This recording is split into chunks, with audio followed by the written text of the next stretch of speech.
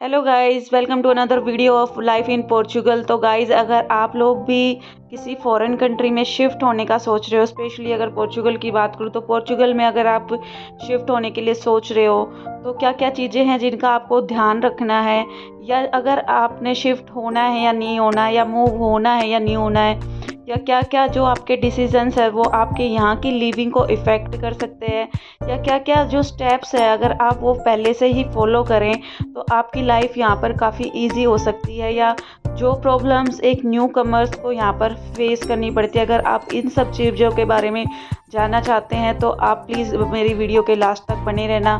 तो वही सबसे पहली बात, तो आप अगर यहाँ पर मूव होना चाहते हैं तो क्या क्या चीज़ें हैं जो आप कर सकते हैं जिससे कि आपकी लाइफ यहाँ पर इजी हो जाए। तो भाई गाइज, मैं आपको बता दूं, जैसे आपको पता भी है, भाई पता भी होगा, पोर्चुगल में है जो इंग्लिश स्पीकिंग कंट्री नहीं है। मतलब बहुत कम लोग यहाँ पर आपको ऐसे मिलेंगे जो आपसे इंग्लिश में कम्युनिकेट कर पाएँ या इंग्लिश में बात कर पाए। तो अगर आप यहाँ पर नए आते हैं तो क्योंकि जब हम नए आते हैं तो हमारा कुछ ऐसा डॉक्यूमेंट वाला वर्क होता है जिसमें कि हमें पोर्चुगीज़ आनी चाहिए, मतलब एटलीस्ट इतनी आनी चाहिए कि सामने वाला अगर कुछ बोल रहा है तो हम उसको समझ पाए, थोड़ा बहुत समझ पाए। क्योंकि अगर हम थोड़ा बहुत समझते हैं तो वो फिर ट्राई करते हैं आपसे इंग्लिश में कम्युनिकेट करने की, इंग्लिश में बात करने की। और जब गाइस हम शुरू में आते हैं ना तो हमारे बहुत सारे पेपर फॉर्मेलिटीज़ या बहुत सारे पेपर वर्क होते हैं जिसमें कि हमें लैंग्वेज का इशू ज़रूर आता है। तो देखिए, मतलब पॉसिबल हो ना तो आप या तो ऑनलाइन कोई कोर्स, जैसे मतलब जिसमें कि लैंग्वेज आपका है, या फिर ऑफलाइन भी क्लासेस होती है, लैंग्वेज स्कूल वगैरह आप ज्वाइन कर सकते हो। और कुछ बेसिक वोकेबलरी या कुछ बेसिक जैसे डे टू डे लाइफ के जो सेंटेंसेस अगर आप सीख के आएंगे ना तो आपके लिए चीज़ें यहाँ पे काफ़ी इजी हो जाएंगी। अदरवाइज जब हम नए नए आते हैं ना तो मैं आपको बताऊँ, मतलब एकदम हम ब्लैंक हो जाते हैं, मतलब समझ नहीं आता कि कहाँ से हम अपना जो है शुरुआत करें। तो सबसे पहली चीज़ तो भैया, आप अगर कोई मतलब पॉसिबल हो तो लैंग्वेज का थोड़ा सा सीख के आना। क्योंकि भाई जो गलती, देखो मैंने भी ये गलती की थी कि भाई मतलब मेरे हस्बैंड क्योंकि पहले से इधर थे तो वो मुझे बोलते थे कि भाई अपना लैंग्वेज का कर ले, लैंग्वेज सीख ले, लैंग्वेज सीख ले, बहुत बोलते थे। और मुझे ऐसा लगता था क्या हुआ, अगर लैंग्वेज नहीं आती तो क्या है, मतलब इंग्लिश बोल लेंगे या काम चल जाएगा। बट यार मैं सच बताऊँ आपको गाइज, यहाँ पे काम नहीं चलता भाई बिना लैंग्वेज के। या तो आपका कोई फ्रेंड रिलेटिव कोई ऐसा हो यहाँ पे पहले से जिसको मतलब जिससे आपको हेल्प मिल जाए चीज़ों को यहाँ पे समझने करने में। अदरवाइज़ आप अगर इंडिपेंडेंट आ रहे हो ना तो लैंग्वेज मतलब मैं आपको ज़रूर कहूँगी कि सीख के आना। क्योंकि हम कई बार क्या सोचते हैं ना कि चलो अब नहीं सीखते, जब जाएंगे जब सीख लेंगे, जब जाएंगे जब आ जाएगी। बट लेकिन जब आप यहाँ पे शिफ्ट होते हो ना तो आपके पास ऑलरेडी बहुत सारी चीज़ें होती है करने को, समझने को। तो लैंग्वेज के लिए टाइम नहीं मिलता। और जो टाइम हमारे पास उस टाइम पे होता है ना, जैसे अभी आप फिलहाल सपोज करो इंडिया में, और अगर आप यहाँ पे आने का सोच रहे हो तो अभी आपके पास टाइम है, और हम उस टाइम को यूटिलाइज अगर आप लोग कर लोगे तो काफ़ी अच्छा होगा आपके लिए। गाइस, एक काफ़ी प्रैक्टिकल चीज़ है, मतलब बाकी तो हर किसी का अपना डिसीजन होता है कि वो शिफ्ट होना चाहता है या नहीं होना चाहता है, या हर किसी की अपना माइंड सेट होता है, हर किसी की अपनी बैकग्राउंड होता है। बट एक जनरल मैं आपको बताती हूँ, जैसे सपोज़ अगर आप यहाँ पे आ रहे हो, सपोज़ आप यहाँ पे आके अपना कोई, जैसे सपोज़ आईटी सेक्टर में आप अपनी जॉब ढूंढना चाहते हो तो उसमें आपको मतलब पोर्चुगीज़ की ज़रूरत नहीं है, आपको इंग्लिश से काम चल जाएगा। तो आपको जो मान लो अगर मिल जाए तो वो मिलने में भी ना, जैसे अब आप आए हो, आप ये चीज़ समझ सकते हो कि मतलब अगर आप आए हो तो आपको 2 महीने, 3 महीने, 6 महीने लगेंगे। तो उतना बैकअप आपके पास पीछे होना चाहिए कि मतलब अगर आप 6 महीने तक अपनी फैमिली को अर्न करके नहीं दे रहे हो तो वो चीज़ें वहाँ पे मैनेज करने वाला कोई होना चाहिए। चाहे आपका पार्टनर हो सकता है या आपके पेरेंट्स हो सकते हैं। जैसे सपोज़ मैं अपना केस बताती हूँ, तो भाई जब मेरे हस्बैंड ने यहाँ पे शिफ्ट मतलब हुए थे यहाँ पर, कि हमने डिसाइड किया, हालांकि हमारे कुछ रिलेटिव थे पहले से यहाँ पे, बट एट द लास्ट आपको खुद ही करना होता है। ये प्रैक्टिकल चीज़ है कि भाई कोई आपको करके नहीं देगा, आपकी फैमिली के लिए आपको खुद करना होता है। तो जब उन्होंने यहाँ पे शिफ्ट होने के लिए सोचा था ना तो बैकअप में क्या था, बैकअप में मेरी जॉब थी, मतलब मैं अर्न करती थी। तो भाई आपका भी कुछ इस तरीके का बैकअप होना चाहिए। मतलब मैं ये सलाह बिल्कुल भी नहीं दूंगी कि भाई आप आ जाओ जॉब छोड़ के, यहाँ पे इतनी अच्छी जॉब है, इतनी अच्छी सैलरी है, ये है, क्योंकि भाई हर चीज़ को टाइम लगता है और हर किसी की अलग सिचुएशन होती है। ये बात आप ना मतलब बहुत सोच समझ के इस चीज़ का डिसीज़न लेना कि आपका बैकअप रहे पीछे, चाहे वो आपके पेरेंट्स हैं, चाहे अब वो आपके जैसे भाई सिबलिंग्स होते हैं, आपस में सपोर्ट करते हैं, या फिर मतलब आपका पार्टनर है।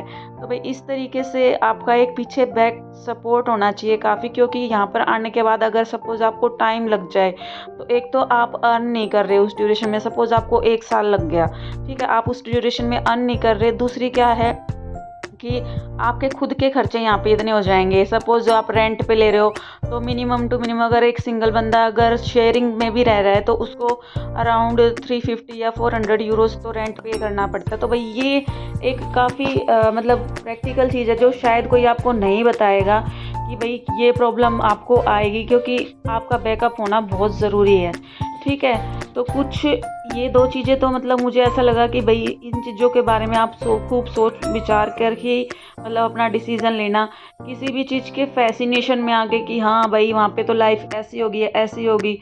आप वर्ल्ड की किसी भी कंट्री में चले जाइए, आपको अपनी लाइफ़ ईज़ी बनानी पड़ती है। भई यहाँ पे भी लाइफ़ ईज़ी नहीं है। मतलब यहाँ पे भी सब लोग जॉब भी करते हैं, अपना घर भी मैनेज करते हैं। बल्कि इंडिया में तो कहीं न कहीं हमारे पास एक ये बेनिफिट होता है कि हाँ भाई, कोई सँभालने वाला है। तो ये कुछ रियल लाइफ़ स्ट्रगल्स हैं जो आपको यहाँ पे आके फ़ेस करने पड़ेंगे।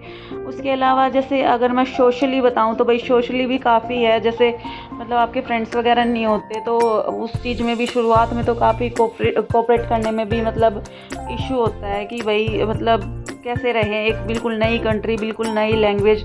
तो हम कई बार क्या होता है ना कि चीज़ें मतलब दूर से देख के, जैसे सपोज़ सोशल मीडिया पे देख के, या किसी अपना कोई हमारा फ्रेंड है या कुछ है, तो हमें उसकी फ़ोटोज़ या रील्स दिखाई देते हैं। वो जो लाइफ़ का 20% है होता है, 80% वही होता है जो हम इंडिया में जी रहे होते हैं। तो और कहीं न कहीं यहाँ पे थोड़ा-सा और डिफ़िकल्ट हो जाता है, क्योंकि आप भई अकेले हो। तो वो चीज़ों को उससे फ़ैसिनेट ना होकर अपना मतलब एक अपनी सिचुएशन को देख के एक राइट डिसीज़न लेना चाहिए, और सारे जो सर्कमस्टेंसेस हैं आप उनको सोच के डिसीज़न लेना, ठीक है?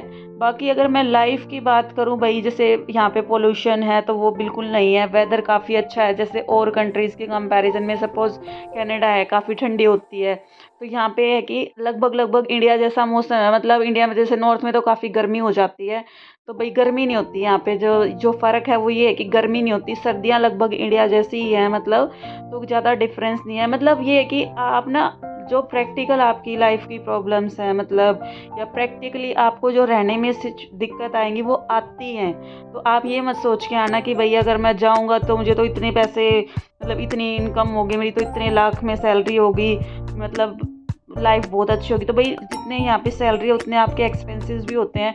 तो ये प्रैक्टिकली कुछ चीज़ें हैं जिनको आप अगर शायद फ़ॉलो करोगे ना, तो आपकी काफ़ी यहाँ की जो भी मतलब यहाँ पे नए अगर आप आओगे तो आपकी लाइफ़ काफ़ी ईज़ी हो जाएगी। सबसे बड़ा तो आपका बैकअप होना चाहिए। दूसरा, आपको लैंग्वेज थोड़ा-सा अगर आप सीख पाओ तो काफ़ी, आपको सच बताऊँ मैं, बहुत हेल्प मिलेगी अगर आप लैंग्वेज सीख के आओगे। क्या फ़र्क पड़ता है अगर आप यहाँ पे आके सीखोगे, उससे अच्छा है कि आप वहाँ से सीख के आओ। तो काफ़ी आपकी लाइफ़ यहाँ पर ईज़ी हो जाएगी। बाकी गाइज़ यहाँ पे ना पोर्चुगल वैसे काफ़ी अच्छी कंट्री है। जैसे वेदर वगैरह का देखें, या यहाँ के लोग भी काफ़ी अच्छे हैं, मतलब आपसे मतलब कनेक्ट करने की कोशिश करते हैं। मैंने तो ऐसा ही फ़ील किया है। बल्कि इंडिया में कहीं न कहीं जब हम थोड़ा सोसाइटी वाले एरिया में जाते हैं, या मतलब थोड़ा हाई-फ़ाई एरिया में जाते हैं, तो वहाँ पे लोग आपसे जल्दी से बोलते नहीं है, बात नहीं करते हैं, या आपके बच्चों के फ्रेंड नहीं बनते हैं। बट यहाँ पे अगर आप मतलब पार्क में आपके बच्चे खेल रहे हैं, तो यहाँ पे ये पोर्चुगीज़ जितने भी हैं लोग, वो अपने बच्चों को रोकते नहीं हैं आपसे बोलने के लिए, आपके बच्चों से बोलने के लिए, खुद भी ट्राई करते हैं बात करने का। तो भई कुछ जो बेसिक डेली की जो आपको प्रॉब्लम हो सकती है वो मैंने बताया। बाकी हर किसी का अपना डिसीज़न आप अपने हिसाब से ले सकते हैं। एक सबसे बड़ी जो मुझे लगता है, अगर आप पार्टनर्स हैं मतलब हस्बैंड वाइफ है, तो आप दोनों साथ ना आएँ। मतलब एक गैप देके 1-2 साल के बाद, जैसे अगर मान लो हस्बैंड पहले आ गए तो वाइफ पीछे से मतलब 1-2 साल बाद आए ना, तो वो काफ़ी अच्छा होता है, क्योंकि वो जब तक आपके लिए चीज़ें यहाँ पर मैनेज कर देते हैं। नहीं तो अगर आप भी साथ आ जाओगे और मतलब, तो वो स्ट्रगल उनका दुगना हो जाता है। तो आप यहाँ पर एक सपोर्ट सिस्टम बन सकते हो। इस तरीके से भी सपोर्ट ना दे के भी आप काफ़ी बड़ा सपोर्ट सिस्टम बन सकते हो अपने पार्टनर के लिए। तो वही कुछ इस तरीके का मतलब मेरा तो ये एक्सपीरियंस था। अगर गाइज़ आपको हेल्प हो सकेगी मेरे इन बातों को बताने से, तो भाई मुझे काफ़ी अच्छा लगेगा। ठीक है, तो अगर आपको ये वीडियो अच्छी लगी है तो please do subscribe to my channel and also share to your friends guys. Thank you so much for watching. Bye bye.